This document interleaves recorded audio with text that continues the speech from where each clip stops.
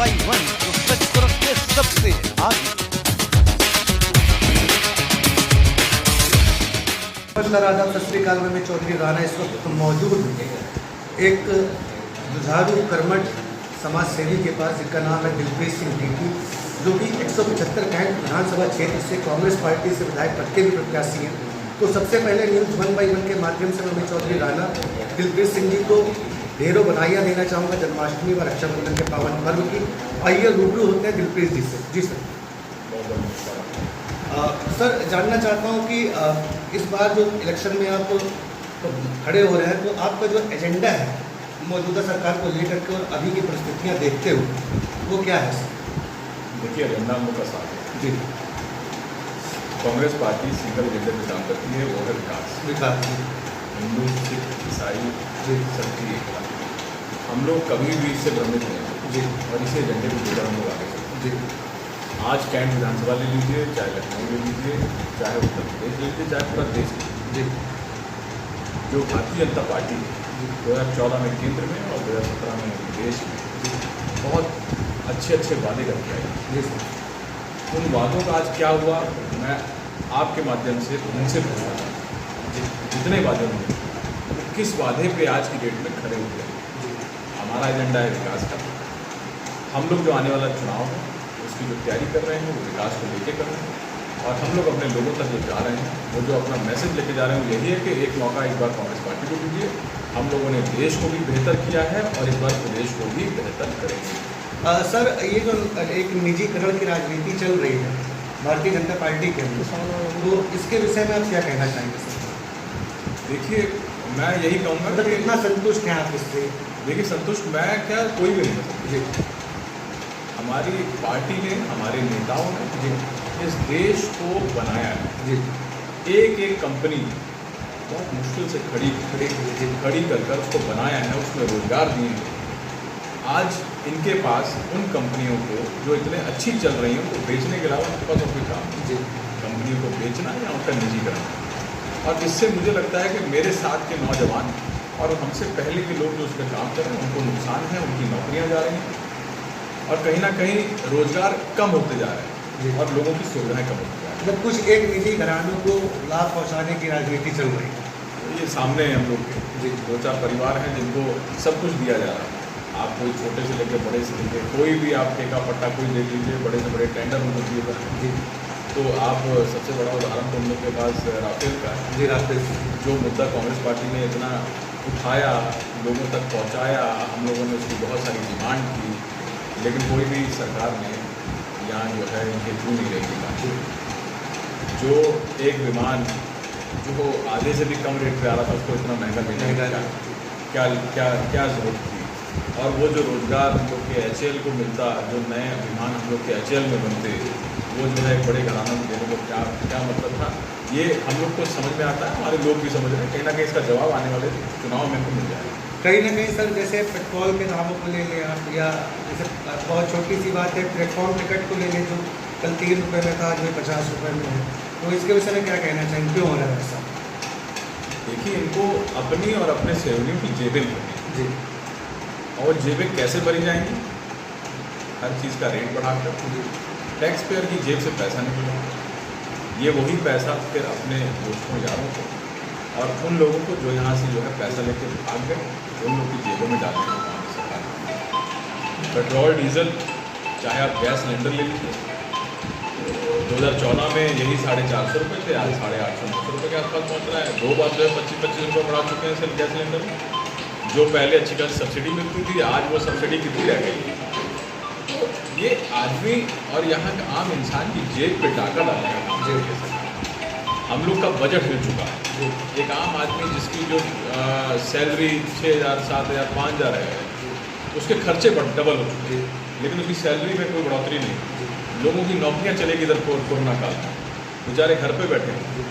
तो ये सारी दिक्कतें हम लोग अगर देखते हैं, हम लोग लोगों से बात करते हैं, हम लोग का एक अभी भी एक अभियान चालू हुआ है जिसमें जय भारत महासंपर्क अभियान चल रहा है। उसके तहत हम लोग लोगों तक जा रहे हैं और लोगों को ये चीज़ें मालूम है।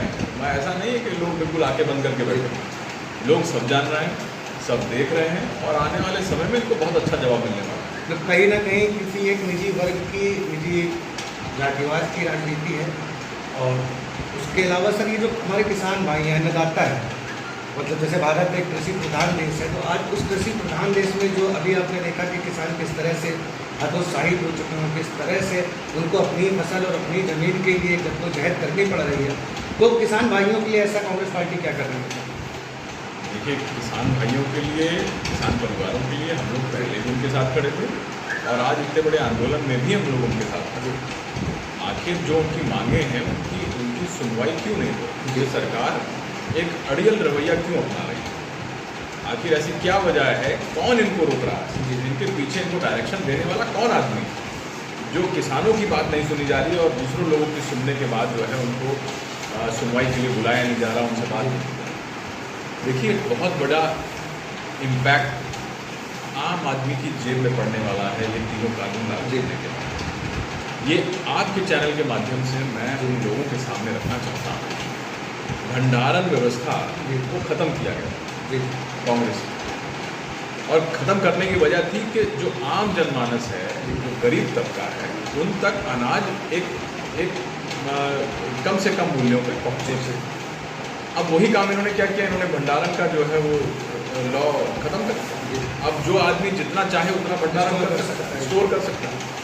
अब जब मैं चाहूँ तो जो है बड़ा व्यापारी हूँ तो मैं 1 जिले 2 जिले की पूरा जो है अनाज खरीद सकता हूँ। उसी तरह से जो बड़े व्यापारी हैं वो एक डिस्ट्रिक्ट, 2 डिस्ट्रिक्ट, 3 डिस्ट्रिक्ट, एक प्रदेश का जो है अनाज खरीद सकते हैं। अगर वो अनाज एक जगह इकट्ठा हो जाए तो उस पर रेट क्या लगेगा, किसका लगेगा? तो कहीं लगेगा जिन्होंने खरीद। इसलिए ये आम आदमी के जेब पे और बड़ा डाका पड़ने वाला है।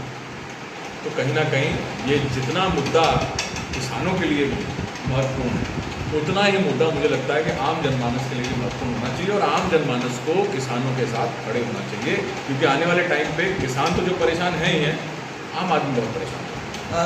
सर, जानना चाहूँगा कि ये जो मौजूदा सरकार में स्वरोजगार की बात होती है कि हमने स्वरोजगार जो है वो उपलब्ध कराया है, लोग अपने पैरों पे स्टैंड हुए हैं, तो इससे कितना संतुष्ट हैं आप? आपकी नज़र में क्या है इसका एक बेसिक जो फंडा है वो क्या है सर? देखिए, वही तो दिख नहीं रहा जी। आप हमें बताते हैं कि हमने जो है 4 लाख कुछ जो है वो नौकरियाँ दे दी थी, उसका विज्ञापन निकाल देते हैं, लेकिन वो 4 लाख नौकरियाँ किनको मिली? जब RTI की जाती है तो RTI में उसका जवाब आता है कि इसका जवाब उपलब्ध नहीं है। अगर आपने 4 लाख नौकरियां दी हैं तो RTI में आप बताइए कि किस पद पे कितनी नौकरियां दी हैं। उनके पास जवाब नहीं है, जब नौकरियां दी ही नहीं। अच्छा, ये बताइए, नौकरियां दी होती तो आज की डेट में हमारे युवा भाई बहन कभी इको गार्डन पे बैठ के धरना दे रहे होते हैं, कभी NCERT पे बैठ के धरना दे रहे होते हैं, कभी टंकी पर चढ़ जाते हैं। ये सारी चीज़ें, आदमी परेशान है, इनको परेशानी नहीं दिख रही है, आँखों पे एक चश्मा लगा के बैठे हैं, तो उनको सब उस चश्मे से हरा रहा है, उनको वास्तविकता नहीं दिख पा रही। सर, ये जो राम मंदिर का फैसला आया है तो इससे कितना संतुष्ट हैं, क्या कहना चाहेंगे इसके विषय में? देखिए, ये विषय एक आस्था का विषय है और हमारे उच्चतम न्यायालय ने इसका निर्णय दिया है, किसी पार्टी ने इसका निर्णय नहीं करा है कि अगर हम कहें कि अगर भारतीय जनता पार्टी कहना चाह रही है कि उन्हीं की वजह से ये राम मंदिर का जो है स्थापना हुई या बनने जा रहा है, तो उनकी गलतफहमी, ये चश्मा हटा दें। ये उच्चतम न्यायालय का फैसला था और उस फैसले के आधार पर आज जो काम हो रहा है उस पर हो रहा है। लेकिन मैं इनसे पूछना चाह रहा हूँ कि जब उच्चतम न्यायालय ने फैसला कर दिया, सब कुछ कर दिया, ये अपनी चालबाजियों से बात नहीं आएंगे? 2 करोड़ की ज़मीन 16 करोड़ की खरीदी जा रही है ट्रस्ट की तरफ से। 2 करोड़ की चीज़ जो है वो 16 करोड़ की 5 मिनट में हो जाती है। तो घोटाला है, इनको हर चीज़ में घोटाला करने की आदत पड़ी हुई है और वही घोटाला। और ये जो चंदे का भी प्रकरण भी सामने आया था सर, जो राम मंदिर ट्रस्ट के नाम पर चंदा वसूला जा रहा है, तो उसके लिए कुछ कहना चाहिए? देखिए, ये आस्था है, आदमी अगर हमसे भी कोई मांगता है तो हम उनको अपनी तो उसका एक ब्यौरा लेखा जोखा नहीं है उनके पास, लेखा जोखा तो नहीं है। अच्छा, ये बताइए, कोरोना काल में इतने लोगों ने पैसा डोनेट किया, वो पैसे का कोई लेखा जोखा दिया आज तक? कांग्रेस पार्टी विपक्ष के तौर पे मांगती रही कि आप हमें बताइए कि कौन सा पैसा कितना कहाँ लगा, उनके पास कोई आंकड़ा नहीं और ना ही वो देना चाहते। तो मंशा साफ है, जो इतने सालों का जो इनको दर्द था, जो इनके नेताओं की भूख थी, कहीं ना कहीं वो मिटाने का काम ये पार्टी करती है। कहीं ना कहीं सर हिंदुस्तान का नेतृत्व कांग्रेस पार्टी ने शुरुआती दौर से लगभग अभी तक किया हुआ है और सारी चीज़ों से वाकिफ भी रहे हैं। तो कांग्रेस पार्टी का मुख्य तलाश सवाल है रही कि अगर सरकार कांग्रेस पार्टी की आती है तो जो सबसे पहला जो मुख्य कदम होगा वो किस दिशा में होगा? सबसे बड़ा जो मुद्दा आज की डेट में है वो जो हिंदुस्तान की हवा में जहर बोलने का काम इस पार्टी ने कर दिया है, जी उसको कहीं ना कहीं खत्म करने का काम कांग्रेस पार्टी कर रही है। जिस तरह से इस देश को आज़ादी सबने मिल के दिलाई, चाहे वो हिंदू हो, चाहे मुसलमान हो, चाहे सिख हो, चाहे ईसाई हो, उसी तरह से मुझे लगता है कि फिर से प्यार मोहब्बत इस देश को वापस दिखनी चाहिए और वो दिखा खाली कांग्रेस पार्टी रही। सबसे पहला मुद्दा ये। दूसरा मुद्दा विकास, रोजगार, किसान, इन सब के लिए हम लोग काम कर रहे हैं। तो अभी दर्शकों आप रूबरू हो रहे थे दिलप्रीत सिंह जी के साथ और मैं आशा करता हूं कि दिलप्रीत जी ने जितनी भी बातें कही हैं वो अपने वायदों पे आगे खरे उतरेंगे। इसी के साथ मैं अमित चौधरी राणा न्यूज़ 1/1 की तरफ से दिलप्रीत सिंह जी को बहुत बहुत शुभकामनाएं देता हूँ। धन्यवाद।